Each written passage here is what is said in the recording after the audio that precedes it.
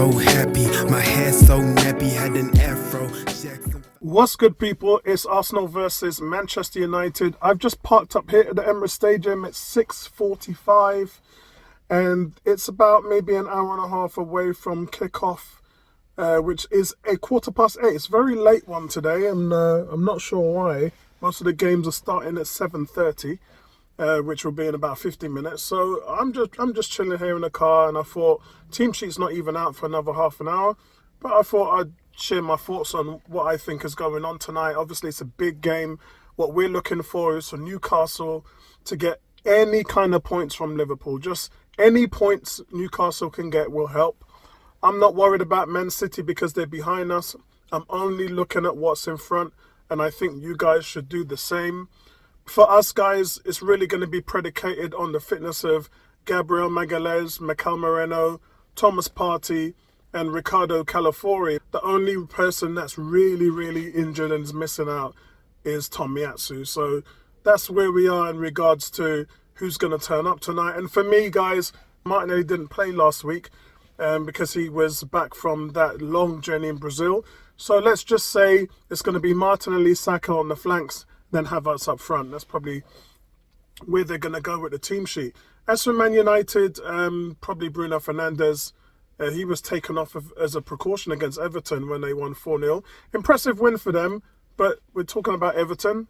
And obviously they were at home. Man United don't travel well. So they're going to be coming out into the lines then at the Emirates where they haven't done well for years. And they're not bringing Kobe Manu with them, and Lisandro Martinez, he's out suspended, a result from accumulating 5 bookings this season. I think Euro could be involved.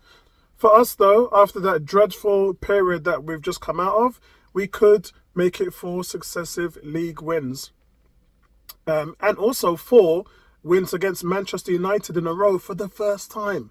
But we've never beaten them 4 games in a row. So a win here tonight would enact that and make sure that we've got one over them in regards to the record we have. Now, United, they've lost 7 of their last 9 Premier League away games against Arsenal. So as I said, they don't do well here. They don't travel well to the Emirates. For Arsenal, guys, important. Today is going to be our 500th match in all competitions at the Emirates Stadium. So when I walk in there, I'm looking forward to seeing something really special for us. It'd be nice if they left us something, maybe some scarf or something on the seats or something to commemorate tonight. So yeah, it'd be really important for the club to just give a little bit back to the fans.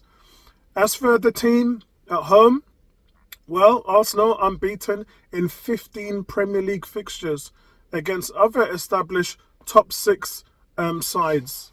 And I think the last time that we'd lost was 4-1 against Manchester City in April last year. And that was, again, part of us just falling apart at the seams when we didn't have Saliba, and it was just going all pear-shaped at that point. We have just been banging goals in left, right and centre. Arsenal scored 8 of their past 11 Premier League goals before half-time as well. So we've been getting off to really fast starts and demoralising teams and taking away their fighting spirit. So I'm looking for something like that to happen today. Very important to see what Bukayo Saka does. He's scored 3 Premier League goals and set up 2 against Man United. And only Thierry Henry has got more with 12 goals and assists in terms of involvements against them. So leading goal scorers for Arsenal, what we're looking for today is Saka, of course, 5 goals, 10 assists, and then most importantly, Kai Havertz. He's got 5 goals as well, joint leading top scorer in the Premier League, and so it'd be really nice to see him get on a little bit of a run. For me, I want him to score 20 goals this season, and he's doing really well. I think he has 9 goals in all competitions so far, Kai Havertz, and we're not even in the new year yet. So if he nicks a goal or 2 before Christmas, then he's going to be well on the way to achieving 20 goals for the club in this season. And a lot of fans said that he couldn't, and he's just proven you wrong. As for Manchester United, as I said, they had a big win last week against Everton. and they can earn their first back-to-back Premier League victories for the first time this season as well. So bad is their form that they haven't achieved that. And so listen, I'm going for a 3-1 Arsenal win today. I'd like to say 3-0, but I think United might nick a goal. I would love it to be 3-0, to be honest, because as you guys are aware, we're in a tie break with Chelsea. Same matches played, same points, draws, everything is exactly the same. The only reason why Arsenal are above is because of the away goal rule for ties. Chelsea hasn't played at the Emirates yet, so that puts them at a disadvantage. Arsenal have played at Stamford Bridge and scored, so therefore Arsenal gets the favour. So yeah, that's it for me, guys. I'll speak to you at half time and I'll see where we are then. Catch you later. Yo guys, I've had a few requests for some of you who don't live in the UK that you've wanted to see the actual paintings and drawings that have been put up at the Emirates. So I'm going to spend a little bit of time to show you a few that's on here. So let's start with this one.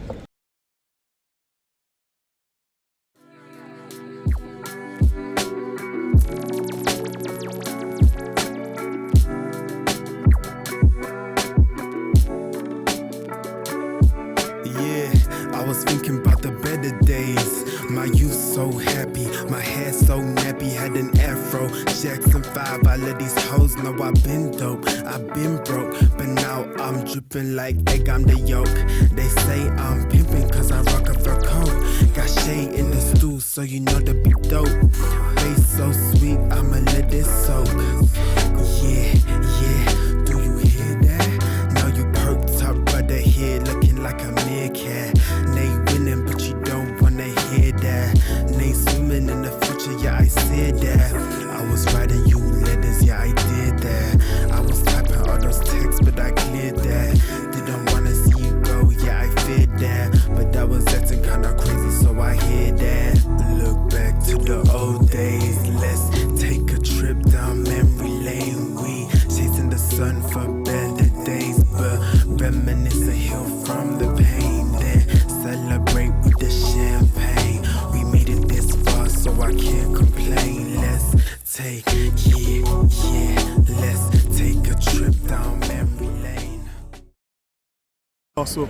So yeah, so hope you guys enjoyed that. Again, some of you guys don't really get to see all the stuff that we have here in the Emirates Stadium, and so I hope you enjoy that. Just a little bit of the aesthetics that's around the stadium as I walk up to it tonight. So I'll catch you guys at half time and I'll let you know what my thoughts is on the game.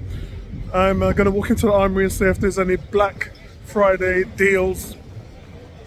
Black Friday done a long time ago, last week. Black Friday used to be one day, guys. Now Black Friday is 2 weeks before the event, and we don't even have Cyber Monday anymore because Black Friday go all the way through to another week. So I don't even know why they call it Black Friday anymore. I remember when I used to go to the States in the 90s and it used to be a thing, and now the UK's taken it and it's just turned into something else. It's a pure madness right now for money. And to be honest with you, I didn't spend any money at all on Black Friday because it's just one of those things, like if you need something, you would have had it anyway, and it's just really companies trying to get rid of old stock before the Christmas period, and then they have the kind of bank holiday and New Year sales. So it's like for a whole 2 months they get you to go out and spend all your money, and it's just pure rubbish for me, man. Alright guys, just a quick one. I wasn't going to do another video, but I thought because of the team sheet, probably need to have a discussion and talk about it. Now in regards to the team sheet, 2 shock moves here. It seems that Calafiori and Gabriel are injured and have not even made the bench. So in comes Kivior at centre-back, he'll partner Saliba, and Zinchenko comes in for Calafiori. So Lewis Skelly's probably going to have to sit this one out on the bench and see how that works. Both players, Calafiori and Gabriel, are not even on the bench. So they obviously didn't make the fitness test, which happened earlier on today. So, I mean, that's not going to really mean much. I mean, United are missing, one of their centre-backs, Martinez. So it's not going to really mean that much for us. It's not going to change the way how we do anything. The levels have already been set. Expectations are there. So really, that's all there is to it. Come on, you Gunners. Come on. So we'll get back to you guys at half time. Arsenal, Arsenal, my brother. So we'll get back to you guys at half time and we'll have an analysis on the first half. We're still going with 3-1 to Arsenal. But end of the day, guys, I don't think that these injuries are going to hurt us. And who knows, it's probably going to be the rest that those players needed anyway. But the midfield is going to be Partey, Rice and Odegaard. Speak to you guys at half time.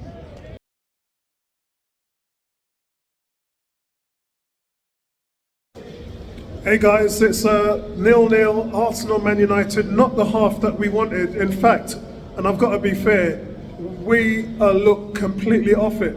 It's not the fact that there's sloppy passing, it's the energy. There's no energy, so we're second to every ball. There's no fight. We're getting overloaded. Everyone's looking around to look for something from somebody else, and it's just not happening. The energy looks completely deflated, and half-time suits us because we've got to just reset. I mean, United, and I'm giving United full credit here, they've come in and they've come in with a plan. United are doing what I thought Nottingham Forest would come in here and do, which is create those overloads on Odegaard and Saka and then let the team try and figure it out for themselves. And that's exactly what United are doing. Odegaard cannot get on the ball and influence this game, and they're playing Saka out of the game, and you've got to give them credit for that. But what are we doing to compensate for that? So we're doing nothing on that left-hand side. Martinelli does not look at the races at all, and I would not be surprised if Trossard comes out in the second half on that left-hand side, because you're getting nothing from Martinelli, and you can't have another 45 minutes from him outside of that. The other disappointment as well is Zinchenko gives me those shaky feelings every time he's on the ball, but then Thomas Partey is not able to transition. Why is that? Well, part of it because he's not playing well. The second part of it is because, again, Man United, they are creating those overloads. And what teams normally do, they push us up high. When you push up high, it allows space in the middle for you to find. United, very smart what they're doing at the moment. They're sitting their forwards back. And so they're being tight and compact in the middle. That means that Arsenal can't get the ball through into the middle. And we're stagnated. And that's been the story of the first half. To compensate for that, we should be going long onto Saka or long wide through to Havertz, but they're not doing that. Arsenal just completely banging their head against the brick wall, trying over and over again what's not working, and Arteta can see that, so hopefully we'll be able to change and shift that, moving towards the flanks in the second half. It's a real shame that Calafiori's not playing here, because you would then get something down the left-hand side, but unfortunately the combination of Martinelli and Zinchenko means Man United are not even committing players over to that side, because it's just not working. So it's really, really disappointing for the first half, guys, but second half, hit the reset button, get Odegaard and Saka on the ball and get them in space. I know United's flooding that side, but that means more support from Partey, more support from Timber and Trossard as well. The thing about Trossard is, even when you put him on the left, he plays that Smith Rowe Foden role. So he's that intelligent player that comes in around the box and supports every player. You're not getting that from Martinelli, and that's why we're struggling this half. So I expect Trossard to come out, and I expect us to be more on the front foot, because as I said, we are just lacking everything, lacking energy, lacking desire. We're second to every ball. We're losing the battle in the midfield, and that's something that Arteta has to change. Speak to you guys at full time.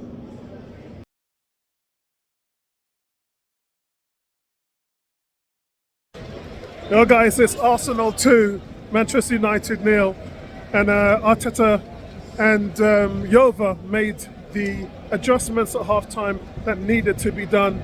Man United completely pinned back and just taken to the sword in the second half. I mean, it could have been 3-4, 5-0 in the second half.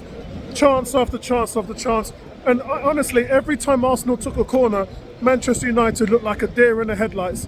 Looked like Arsenal was going to hit them for a goal every single time.